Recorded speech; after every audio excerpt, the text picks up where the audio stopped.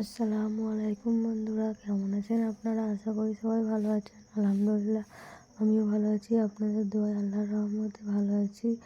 আবারও একটি নতুন ভিডিও নিয়ে আপনাদের সামনে চলে এসেছি। মিজানুর রহমান হাজারীর ওয়াজ। আপনারা যারা যারা মিজানুর রহমান হাজারীর ওয়াজ শুনতে ভালোবাসেন তারা ফুল ভিডিওটা দেখবেন।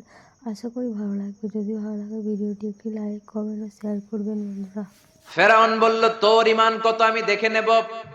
এই মহিলাটাকেও তপ্ত তেলের মধ্যে ছেড়ে দেয়। বাকি রইল ফেরাউনের বউ আসিয়া। আসিয়ারে ফেরাউন বলল, আসিয়া, এক আল্লাহর ইবাদত ছাড়ো, আমারে সেজদা দাও। আসিয়ারও এক কথা, জীবন দিব, ইমান দিব। ফেরাউন বলে, আসিয়া তোরে উলঙ্গ করব। বউ হয়েছিস, আই ডোন্ট কেয়ার। হাজার হাজার মানুষের সামনে নিজের বউকে উলঙ্গ করলো। তক্তার মধ্যে উলঙ্গ বউকে শুইয়ে হাতের মধ্যে পেরেক ঢুকালো, পায়ের মধ্যে পেরেক ঢুকালো। এক একটা পেরেক ঢুকায় তক্তার মধ্যে ছিদ্র হয়ে ঢুকে আর ফিনকি দিয়ে রক্ত বেরোয়। আসিয়া চিৎকার মারে। ফেরাউন বলে, তাড়াতাড়ি আসিয়ারে তেলের মধ্যে ফেল। আল্লাহ বললেন, জিব্রাইল যা, জান্নাতটা তুলে নিয়ে আসিয়ার চোখের সামনে ধর। আমার আসিয়া জান্নাত দেখে দেখে যেন আমার কাছে আসে। মালিক তুমি জান্নাতে, তোমার পাশে আমায় একটি ঘর বানিয়ে দিও, একটি ঘর বানিয়ে দিও। সে বিভীষিকাময় মহাদিনে তোমার কাছে তুমি টেনে নিও। মালিক তুমি জান্নাতে, তোমার পাশে আমায় একটি ঘর বানিয়ে দিও। পড়েন আমিন। এই জন্য আসিয়াকে রব্বুল আলামিন গোটা বিশ্বের সব নারীদের জন্য মডেল বানালেন। তার মানে কাফেরের বউ মুমিন নারীদের মডেল। আবার নবীর বউ লূত আলাইহিস সালামের বউ, নূহ আলাইহিস সালামের বউ কাফের নারীদের মডেল। সুবহানাল্লাহ কইবেন না? কথা বললাম পৃথিবীর মধ্যে যা যা আছে, সাগরের কথা, মরুভূমির কথা, পাহাড়ের কথাও বললাম। বড় বড় পাহাড়ের কথাও কোরআনে আছে না নাই?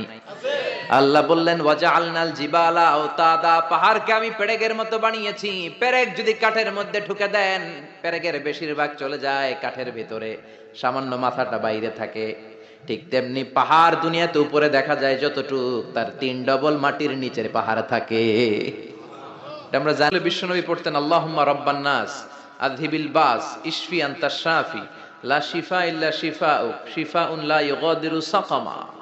আবার পড়তেন, আসআলুল্লাহাল আযীম রাব্বাল আরশিল আযীম আইয়াশফিয়া। এজন্য অসুস্থ হলে এই দোয়াগুলো করে দিবেন। ঝাড়ফুঁক করবেন। ঝাড়ফুঁক ইসলামে আছে, তাবিজ তোমার ইসলামে নাই। এগুলোর ব্যাপারে বলবো আজকে আমরা। অনেকে তাবিজ লাগে অনেকগুলো, এদিকে 5টা, গলায় 5টা, হাতে 5টা। তারপর আমাদের কাছে নিয়ে আসে, হুজুর একটু দোয়া করেন ছেলের জন্য। কি হয়েছে? কে হুজুর কথা শোনে না, অসুস্থ থাকে প্রায়। তো যেই তাবিজ লাগাইছেন এগুলার ভারে ওজন এমনিই তো অসুস্থ থাকবে পোলা, ঠিক কিনা? তাবিজ ছিঁড়ে ফেলবেন। বেশিরভাগ তাবিজগুলোর মধ্যে দেখবেন ওই যে মোমবাতি দিয়ে আটকায় দেয় না, খোঁচায় খোঁচায় খুলবেন, খুইলা দেখবেন ভিতরে কি লেখছে জানেন? জাফরানের কালি দিয়া 7, 8, 9, 3, 4, 5। কয় হুজুর এগুলো কোরআনের আয়াতের সংক্ষেপে লেখছে। তোরে সংক্ষেপে লেখার পারমিশন দিয়েছে কে? কে দিয়েছে পারমিশন? 786 নাকি বিসমিল্লাহ হয়। 1 কোটি বার 786 লেখলেও একটা বিসমিল্লাহ সমান হবে? বিসমিল্লাহরে সংক্ষেপ করলেও 786। আবার হরে কৃষ্ণ হরে রাম এটারে সংক্ষেপ করলেও 786। চিল্লা এখন ঠিক কি না? এজন্য তাবিজ তোমার নয়, রুকিয়া করবেন। ঝাড়ফুঁক করা সুন্নাত। ঝাড়ফুঁক করা কি সুন্নাত। সূরা ফালাক, সূরা নাস, এই দুইটা পরে যদি ফু দেন, জিনের বাদশাও দিব দৌড়। ছোট্ট বাচ্চারা যদি জিনে ধরে, পরিতে ধরে, আয়াতুল কুরসি পরে ফু দেন, জিনের 12টা বাজায় দিবে কে? আল্লাহ। এগুলো পড়তে চায় না। বিশ্বনবী হাসান আর হুসাইনকে এই দোয়াগুলো পড়ে ফু দিতেন। হাসান হুসাইনকে তাবিজ পড়ায় নাই কখনো। বিশ্বনবী একটা স্পেশাল দোয়া পড়তেন, বুখারীর বর্ণনা, আউযু বিকালিমাতিল্লাহি তাম্মা মিন কুল্লি শাইতানিন ওয়া হাম্মা ওয়া মিন কুল্লি আইনিন লাম্মা। এই যে যারা মোবাইলে রেকর্ড করছেন, রেকর্ড হয়ে গেছে না? আমি যে বললাম বাসায় যে মুখস্থ করবা, মায়ের শিখাবা, ছোট্ট বাচ্চারা শিখাবা, এগুলো পড়ে ফু দিলে কোনো জিন পুরে সামনে আসতেই পারবে না। এগুলো নাই মুসলমানের, তাবিজ লাগে। কি লাগে? বিশ্বনবী 6 মাস অসুস্থ ছিলেন। ইহুদিদের মিত্র লাবিদ ইবনুল আসাম বিশ্বনবীরে ব্ল্যাক ম্যাজিক করেছে। কি ম্যাজিক? Black magic. এই ব্ল্যাক ম্যাজিকের চোটে বিশ্বনবী দাঁড়াতেও পারতেন না, মাথার ব্যথায় বেহুশ হয়ে যেতেন, বিবিদের সাথে ফিজিক্যালি মিট করতে পারতেন না, সেক্সুয়াল এন্টারটেইনমেন্ট করতে পারতেন না, ইন্টারকোর্স করতে পারতেন না। এত দুর্বল ছিলেন বিশ্বনবী। বিবিদের ঘরে যাইতেন কিন্তু মেলামেশা করতে পারতেন না, এত দুর্বল। যেই নবীর এক হাতের মধ্যে জান্নাতি 40 জনের শক্তি দিয়েছে কে? আল্লাহ। ওই নবী ব্ল্যাক ম্যাজিকের পাওয়ারে দুর্বল হয়ে যায়, তারপরেও বিশ্বনবী একদিনও তাবিজ পড়েন নাই। পড়ছে? বিশ্বনবী 4 মাস, কোন বর্ণনায় 6 মাস লাবিদ ইবনুল আসাম ইহুদি মিত্র এই বেয়াদবটার ব্ল্যাক ম্যাজিকের কারণে অসুস্থ ছিলেন। 6 মাস পরে সাইয়েদনা জিব্রাইল আসলেন, বললেন ও নবী, 2টা সূরা আল্লাহ নাজিল করেছে, একটার নাম ফালাক আর একটার নাম নাস। দুইটার একসাথে বলে মুআউযিজাতান। এই মুআউযিজ তাবিজ, এখান থেকে তাবিজ আসছে। তাবিজ যদি করতে হয় সূরা ফালাক নাস দিয়ে পড়বেন, ঠিক কি না? ও নবী, চলেন আপনারে কোথায় ব্ল্যাক ম্যাজিক করিয়েছে দেখাই। সাইয়েদনা আবু বকর সাইয়েদনা ওমরকে নিয়ে বিশ্বনবীকে নিয়ে জিব্রাইল চলে গেলেন একটা কুয়ার কাছে। কুয়ার নিচে দেখলেন একটা চিরুনি, চিরুনির মধ্যে বিশ্বনবীর 11টা চুল দিয়ে গিট দেওয়া। সূরা ফালাক আর সূরা নাসে আয়াতও আছে 11টা। নাজিল হলো কুল আউযু বিরাব্বিল ফালাক মিন শাররি মা খালাক। একটা একটা আয়াত সাইয়েদনা জিব্রাইল নাজিল করেন, একটা একটা গিরা খুলতে থাকেন আর বিশ্বনবীকে সুস্থ করে দিতে থাকেন কে? আল্লাহ। 11টা আয়াত পড়া শেষ, 11টা গিট খোলা শেষ, চিরুনি থেকে বিশ্বনবী সুস্থ। এত সুস্থতার মধ্যে বিশ্বনবী তাবিজ ঝুলাই নাই। আর আমরা কিছু হইলে তাবিজ আছে না নাই? এজন্য খবরদার এগুলো করবেন না। ঝাড়ফুঁক করবেন। অসুস্থ হলে, ব্যথা বেদনা হলে শিঙ্গা লাগাবেন। শিঙ্গা লাগানো সুন্নাত। কিন্তু বাদদানি মহিলারা যে মাথায় দিয়ে যায় ফুকোয়ায় জুকোয়ায়, শিঙ্গা লাগায়, সাপের খেলা দেখায়, এগুলো বলে, এলাকায় বলে ফুকোয়ায় জুকোয়ায়, শিঙ্গা লাগায়। ওই শিঙ্গা না, বিশ্বনবী যে শিঙ্গা লাগিয়েছেন, আরবিতে এটাকে বলে আল হিজামা, ইংরেজিতে বলে কাপিং। এজন্য বিশ্বনবী নিজের শিঙ্গা লাগাতেন, সাহাবীদেরকেও শিঙ্গা লাগাতে বলতেন। আমাদের সমাজে এখন আমরা শিঙ্গা লাগাই না, ঝাড়ফুঁক করি না, খালি তাবিজের পিছনে দৌড়াই। আজকে থেকে ঝাড়ফুঁক শুরু করবেন। কেউ যদি অসুস্থ হয় সূরা ফাতিহা পড়ে ফু দিবেন। সুস্থ করবে কে? আল্লাহ। বিশ্বনবীর হাতে একবার বল্লা পোকা কামড় দিল, ব্যথার চোটে নবী কাতরায়। মা আয়েশারে বললেন, আয়েশা লবণের পানি গরম দাও, হাতের মধ্যে ঢালো। বিশ্বনবী সূরা ফাতিহা পড়তে লাগলেন আর ফু দিতে লাগলেন। মা আয়েশা লবণের পানি ঢালতে লাগলেন। মা আয়েশার লবণের পানি ঢালাও শেষ, বিশ্বনবীর সূরা ফাতিহা পড়াও শেষ, আঙ্গুলের ব্যথাও। মা আয়েশা বললেন, নবী আপনি সূরা ফাতিহা পড়ে ফু দিলেই তো ভালো হয়ে যায়, আমারে কষ্ট দিলেন কেন? আমার লবণের পানি গরম করতে বললেন কেন? বিশ্বনবী বললেন, আয়েশা লবণের পানির মধ্যে সোডিয়াম ক্লোরাইড আছে। It's a very natural pain killer, natural vaccine. লবণের ভিতরে কি থাকে? সোডিয়াম ক্লোরাইড থাকে। এটা আপনার পেইন কিলারের কাজ করবে। ব্যথার মধ্যে লবণ সিদ্ধ দিয়ে পানি ঢালেন, সুস্থ করে দিবে কে? আয়েশা এই পানি দিয়ে চিকিৎসা হয় আর সূরা ফাতিহা পড়ে ঝাড়ফুঁক হয়। চিকিৎসার ঝাড়ফুঁক দুইটার সমন্বয়ে রোগ ভালো করে কে? আল্লাহ। অনেকে বলে হুজুর দোয়া করেন আমার জন্য অসুস্থ। কি রোগ? কয় ক্যান্সার। চিকিৎসা করছেন নি? কয় না, খালি দোয়া করেন আপনি। আমি বললাম আমার দোয়াতে আপনার ক্যান্সার ভালো হবে না, আপনাকে চিকিৎসাও করতে হবে, তারপরে হুজুরের কাছে দোয়াও চাইতে হবে। দুইটার সমন্বয়ে রোগ ভালো করে কে? বিশ্বনবীর সাহাবারা সফরে গেলেন, পথিমধ্যে দেখলেন অনেক মানুষের ভিড়, মানুষকে সরিয়ে এক সাহাবী ভেতরে ঢুকলেন। বুখারীর বর্ণনা। ঢুকে দেখে এক লোক শুয়ে আছে, সবাই মন্ত্র পড়ে ফু দেয়। সুমন্তর সু কালী কুত্তার গু, এরকম সুমন্তর সু আছে না নাই? সাহাবী বললেন, কি হয়েছে তোমাদের? লোকেরা বলল, যেই লোকটা শুয়ে আছে আমাদের নেতা, একটা অজগর সাপ পাইথন কামড় মেরেছে, আমাদের নেতা মরে যাবে, আমাদের সুমন্তর সু কালী কুত্তার গু, এগুলো দিয়ে কিচ্ছু হচ্ছে না, কি করি? বুখারীর বর্ণনা। সাহাবী বলেন, আমার কাছে এমন এক জিনিস জানা আছে যেটা পরে ফু দিলে ভালো করবে কে? আল্লাহ। ওরা বলতে লাগলো, তাহলে তুমি করো। সাহাবী কয়, না করুম না, শর্ত আছে। কি শর্ত? 100 ছাগল দিবা। কয়টা ছাগল? কতিফু গানাম, এক পাল ছাগল দিতে হবে। সবাই চিন্তা করলো যেটা অসুস্থ আমাদের নেতা, নেতা মরে গেলে আমরা হয়ে যাবো খেতা, ঠিক কিনা? ছাগলের কোনো সমস্যা নাই, বাড়ি বাড়ি ছাগল তুলতে শুরু করলো, এক পাল ছাগল তোলা হয়ে গেল। এবার সাহাবীরা ডেকে বলে, যাও ঝাড়ফুঁক করো। বিশ্বনবীর সাহাবী ওযু করে জিজ্ঞেস করলো কোন জায়গায় কামড় দিয়েছে, পায়ের এই জায়গায় কামড় দিয়েছে। বিশ্বনবীর সাহাবী একবার সূরা ফাতিহা পড়ে ফু দিলেন, বন্ধ চক্ষুটা মুহূর্তের মধ্যে খুলে যায়। আবার ফু দেওয়ার পরে শোয়া থেকে বসে যায়। তৃতীয়বার ফু দেওয়ার পরে দাঁড়াইয়া হাঁটতে শুরু করছে। আল্লাহু আকবার। সব তো টাসকি খেয়ে গেছে। সাহাবা কয়, টাসকি পরে খাইও, আগে ছাগল দাও। 100 ছাগল নিয়ে বাপের বেটার মতো মদিনায় ফিরে আসতেছে। মাঝ পথে সাহাবাদের পেটে প্রচন্ড ক্ষুধা, কয়েকটা ছাগল জবাই করেও খাইছে গোশত। এখন চিন্তা করলো, হায় রে, কোরআন বেচা যে ছাগল লইলাম, এটা জায়েজ হয়েছে কিনা খাওয়াটা। বিশ্বনবীর মাসালা জিজ্ঞেস করার দরকার আছে না নাই? মদিনায় যে বিশ্বনবীর দরবারে হাজির, সালাম দেয়, ও নবী, সফর থেকে এসেছি, এমন এমন ঘটনা, 100 ছাগল এনেছি, ফাতিহা দিয়ে ঝাড়ফুঁক করেছি, জায়েজ হয়েছে কিনা বলেন। ছাগলের গোশত সবার পেটে ঢুকে গেছে আমাদের, এখন মাসালা দেন তাড়াতাড়ি। বিশ্বনবী বললেন, জায়েজ হয়েছে মানে কোরআনের দাম বাড়ায় আসছো মিয়া, ছাগলের গোশত কিছু থাকলে আমার ঘরেও দিও। আল্লাহু আকবার। উপদেশবাণী। এখানে বাবা যারা এসেছেন, আপনারা সবাই আপনাদের ছেলেদেরকে এই উপদেশগুলো দিতে হবে, এখন থেকেই তাদেরকে কোরআন শিখাতে হবে। এজন্য ইসলাম বলে, জন্ম নেয়ার পরে বাচ্চার কানে তুমি আজান দাও। যদিও বাচ্চার উপর এখনো তার আমলনামা শুরু হয় নাই, কিন্তু তার কানের সামনে ইসলামটা তুমি পৌঁছে দাও। এখনো তার নামাজ ফরজ না, রোজা ফরজ না, বড় হয় নাই, আমলনামা শুরু হয় নাই, কিন্তু জন্মের পরেই আজান, কারণ ইসলামটাকে কানের সামনে তুলে ধরো। 7 বছর বয়স হয়েছে, একটা সুন্দর নাম রাখো। সুন্দর নামের দরকার আছে না নাই? এখন সুন্দর নাম রাখতে চায় না। আজকে যার বাসায় খেলাম, ছেলের নাম আল ফারাবি, একজন বড় দার্শনিকের নামে নাম, খুব সুন্দর। এগুলো রাখবেন। লোকমান, এই নাম রাখবেন। লোকমান নামটা কেমন লাগে? সুন্দর লাগে তো? এই ভালো ভালো নামগুলো রাখবেন, তাহলে ছেলেগুলোর ভদ্র বানাবে কে? এখন অনেক বাসায় গেলে বাচ্চাদের এমন নাম শোনা যায়, অবাক হয়ে যায়। চাচা গ্রাম থেকে শহরে আসছে ভাতিজার সাথে দেখা করতে, গ্রাম থেকে শাকসবজি নিয়ে আসছে। তো যাওয়ার পরে ভাতিজা নাস্তা দিচ্ছে চাচাকে, চাচা খান।